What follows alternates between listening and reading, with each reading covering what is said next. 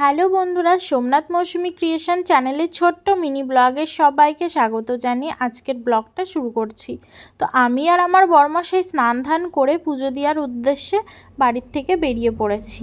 তো 500 বছরের পুরনো প্রাচীন মা ওলাই চণ্ডীর কাছে আজ আমরা পুজো দিতে যাচ্ছি।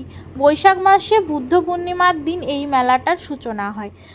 তো আজই তো সেই দিন। তো আজকে মায়ের ভক্তরা মায়ের কাছে এসছে পুজো দিতে। তো আমরা কিছুটা এখন যাব, তারপরে মায়ের দর্শন পাবো। তার আগে মায়ের জন্য একটা ডালা কিনে নিলাম যে পুজো দেওয়ার জন্য।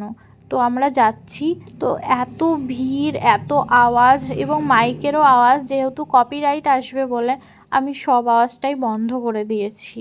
তো এখন দেখো এই পাশে ডালার দোকানগুলো, মানে দুধার দিয়ে ডালার দোকান আর মাঝখান দিয়ে যে রাস্তাটা সেটাই আর কি এত ভিড়। তো খুবই সাবধানে এখান দিয়েই হাঁটা চলা করে যেতে হবে। আর কাল রাতে যেহেতু প্রচুর বৃষ্টি ঝড় হয়েছে, তাই রাস্তাঘাটের পরিস্থিতিও খুবই খারাপ। তো আমাদের পুজোটা কোনো রকমে আমরা দিয়ে দিলাম ভালোভাবেই। তো আমরা এবার এখান থেকে বেরিয়ে একটু মেলাটা ঘুরে নেব।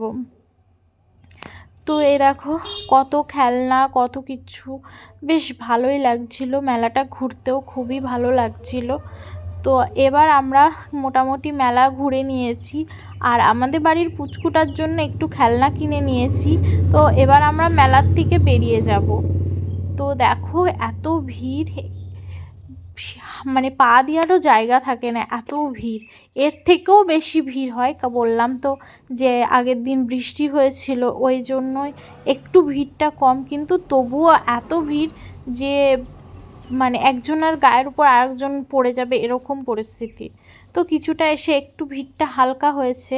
এবার আমরা আমাদের বাড়ির দিকে যাব। তার আগে আমার বরমশাই বলল চলো একটু টিফিন করে নেওয়া যাক। তো কি খাবো বুঝতে পারছিলাম না, তো হট করে দেখলাম গরম গরম কচুরি। তো চলো এটা দুজন মিলে একটু খাওয়া দাওয়া করে নিই, তারপরে এখান থেকে বেরিয়ে পড়ব। তো ফাইনালি আমরা এবার বাড়ি পৌঁছে যাব। আর আমার আজকের মিনি ব্লগটা তোমাদের কেমন লাগলো অবশ্যই জানিও। ভালো লাগলে লাইক, কমেন্ট, শেয়ার, সাবস্ক্রাইব করে দিও। টাটা সবাইকে।